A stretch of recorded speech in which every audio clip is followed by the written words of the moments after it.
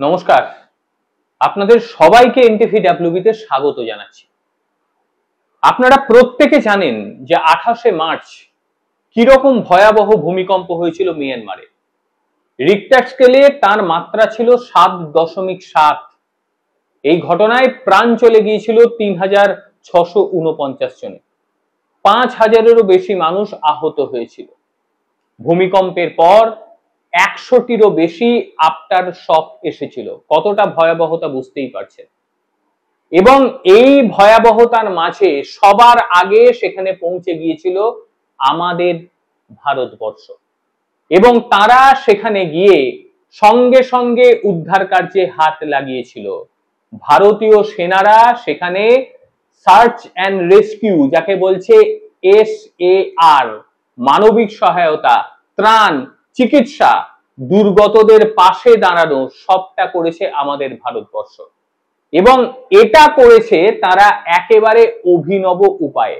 Indian army তারা সেখানে ব্যবহার করেছে এক নতুন প্রযুক্তি, যে প্রযুক্তি দিয়ে খুব দ্রুততার সঙ্গে এই ভূমিকম্প যুক্ত এলাকাগুলি থেকে ত্রাণ পাঠানো সম্ভব, একই সঙ্গে উদ্ধার কার্য করা সম্ভব হচ্ছে। ভারতীয় সেনাবাহিনী শুরু করেছে অপারেশন ব্রহ্মা। আর এই অপারেশন ব্রহ্মা মায়ানমারের ভূমিকম্প যে এলাকা, সেই এলাকায় গিয়ে তারা কাজ করছে।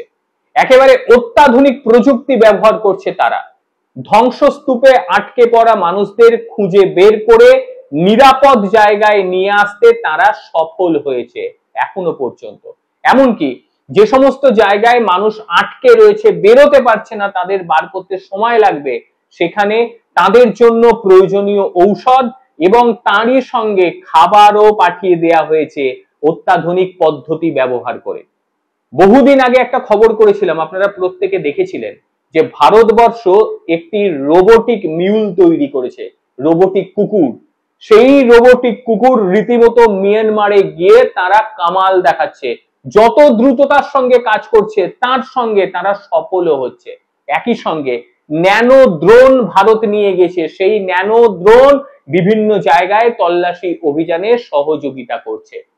সামরিক দুর্যোগ ব্যবস্থাপনায় এই যে মিউল, মানে রোবোটিক মিউল বা রোবোটিক কুকুর, এবং তার সঙ্গে এই স্মল ড্রোন একেবারে যথেষ্টই ভালোভাবে কাজ করছে।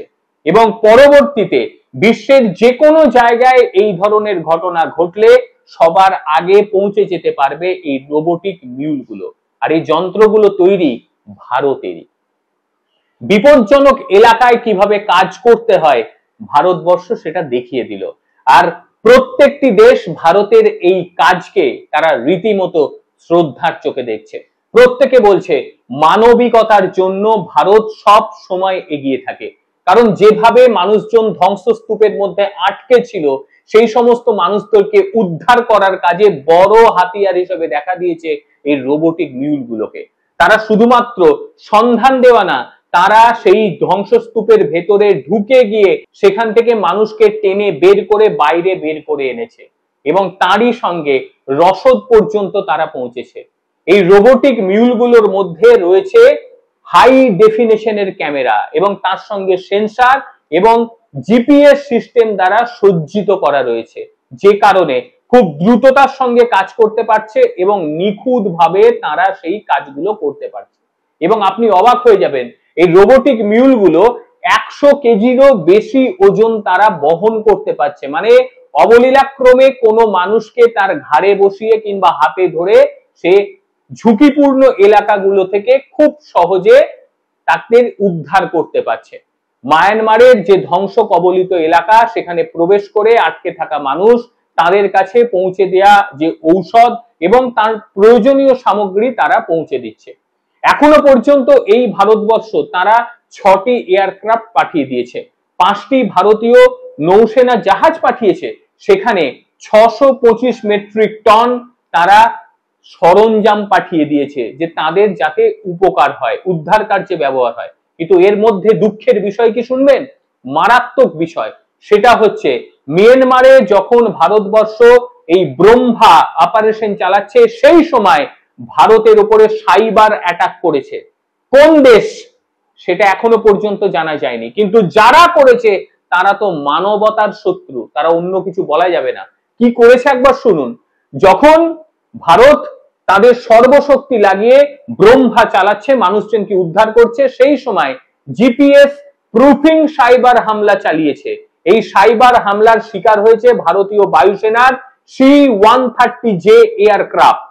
স্পুফিং এর ফলে বদলে যায় রিয়েল টাইম কোঅর্ডিনেশন। এর ফলে আকাশে ওড়ার সময় বিমানের নেভিগেশন সিস্টেম একেবারে বিভ্রান্ত হয়ে পড়ে।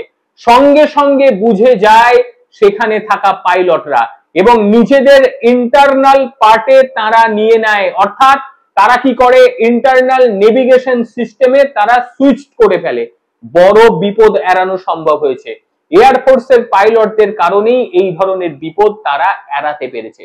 একবার ভেবে দেখুন, ভারতবর্ষ জীবনের ঝুঁকি নিয়ে সবকিছু প্রয়োগ করে দিয়ে সেখানে মানুষকে বাঁচাতে যাচ্ছে, অথচ কিছু দেশ এর ওপরেও সাইবার অ্যাটাক চালাচ্ছে যাতে ভারতের বিপদ হয়, যাতে ভারত সেখানে উদ্ধার কার্য চালাতে না পারে। কি মনে হয় কোন দেশ করেছে এটা? যে দেশই করুক, তারা এতটা নিকৃষ্ট মনোভাবের দেশ যে এই দেশ মানবতার শত্রু। এবং এই ঘটনা ঘটার পর গোটা বিশ্বব্যাপী রীতিমতো তিরস্কার শুরু হয়েছে। কোন দেশ করেছে? যেটা করেছে সেটা ভীষণ অন্যায়। যেখানে ভারতবর্ষ অত্যাধুনিক টেকনোলজি নিয়ে এসছে, তাদের পাইলটরা রয়েছে, তারা চেষ্টা করছে যে অতি দ্রুততার সঙ্গে দেশটাকে স্বাভাবিক করে যাতে গড়ে তোলা যায়, সেই চেষ্টা করছে, অথচ এই চেষ্টার উপরে এই ধরনের ঘটনা। একেবারে হতবাক। ভারতবর্ষ শুরু করে দিয়েছে এটার তদন্ত, শুধু তাই নয়, অন্যান্য দেশ তারাও কিন্তু তদন্ত করতে শুরু করে দিয়েছে যে এই সময়ে কারা সাইবার অ্যাটাক ঘটালো। কারণ যারা সাইবার অ্যাটাক ঘটিয়েছে তাদের কিন্তু পরবর্তীতে ছেড়ে দেয়া হবে না।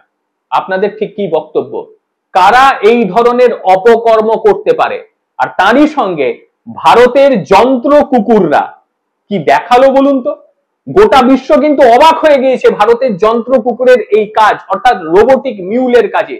বহু দেশ তারা ভারতকে বলছে, এর আগেই বলেছিল যে ভাই তোমরা এগুলো দাও আমাদের, আবার নতুন করে বলছে ভাই আমাদের দেশে যদি এই ধরনের কিছু হয় না, তোমরা কিন্তু এদের পাঠিও, কারণ এরা থাকলে মানুষ বাঁচবে। কারণ এত দ্রুততার সঙ্গে এরা কাজ করছে যে গোটা বিশ্ব অবাক হয়ে যাচ্ছে যে একটা কুকুর, সেটা যন্ত্র কুকুর, তাকে রোবট বলা যেতে পারে, সেই রোবট কত সুন্দরভাবে যে সমস্ত ধ্বংসস্তূপ, সেই ধ্বংসস্তূপের ভেতরে ঢুকে গিয়ে সেখান থেকে মানুষকে উদ্ধার করছে। আর যখন উদ্ধার করছে পারছে না, তখন কি করছে, রসদ নিয়ে গিয়ে তার কাছে পৌঁছে দিচ্ছে, খাবার পৌঁছে দিচ্ছে, পানীয় পৌঁছে দিচ্ছে, ঔষধ পৌঁছে দিচ্ছে, এবং তার সঙ্গে প্রয়োজনীয় তথ্য তাদেরকে দিয়ে আসছে। তার কারণ তাদেরকে কন্ট্রোল করছে ইন্ডিয়ান আর্মিরা, এবং অত্যাধুনিক প্রযুক্তি থাকার কারণে ইন্ডিয়ান আর্মিও খুব ভালোভাবে বিষয়টি দেখতে পাচ্ছে। অর্থাৎ ভারতবর্ষ এখন আর পিছিয়ে নেই। ভারতবর্ষ যে সমস্ত জিনিস তৈরি করে মানব সেবার জন্য তৈরি করে, মানুষের প্রাণ কাড়ার জন্য তৈরি করে না। অথচ পাশের দেশগুলোকে দেখুন, এরা শুধুমাত্র প্রাণ কাড়া ছাড়া আর অন্য কিচ্ছু তারা ভাবে না। এই রকমই হচ্ছে পরিস্থিতি। ভারতবর্ষ এগিয়ে যাক, আর ভারতের আবিষ্কার মানবতার জন্য কাজ করুক। যেভাবে স্মল ড্রোন এবং তার সঙ্গে এই রোবোটিক মিউল বা রোবোটিক কুকুরগুলো কাজ করেছে, তাতে গোটা ভারতবাসী তারা গর্বিত বোধ করছে। আর তার সঙ্গে আন্তর্জাতিক মিডিয়ারা তারা রীতিমতো তাদেরকে দিয়ে আর্টিকেল বার করছে যে ভারতীয় সেনারা কতটা ভালো কাজ করছে, তাদের যে যন্ত্র কুকুর, সে যন্ত্র কুকুর মানবতার জন্য কতটা সেবা প্রদান করছে। এটাই সবচেয়ে বড় বিষয়, এটাই সবচেয়ে বড় বিষয়। আজকের প্রতিবেদন খুব ছোট্ট প্রতিবেদন, দেখার জন্য অনেক ধন্যবাদ। অবশ্যই আপনারা জানাবেন আপনাদের মতামত, এই রোবোটিক কুকুর নিয়ে আপনাদের কি মতামত সেটাও জানাবেন। আর তার সঙ্গে ভারতের ওপর এই সময় সাইবার হামলা যাতে তারা কাজ না করতে পারে, এটা কোন দেশ করতে পারে, আপনাদের কি মনে হয় অবশ্যই সেটাও জানাবেন। প্রত্যেকে ভালো থাকবেন, সুস্থ থাকবেন, আবারও দেখা হবে অন্য কোনো দিন অন্য কোনো বিষয়। ততক্ষণের জন্য নমস্কার।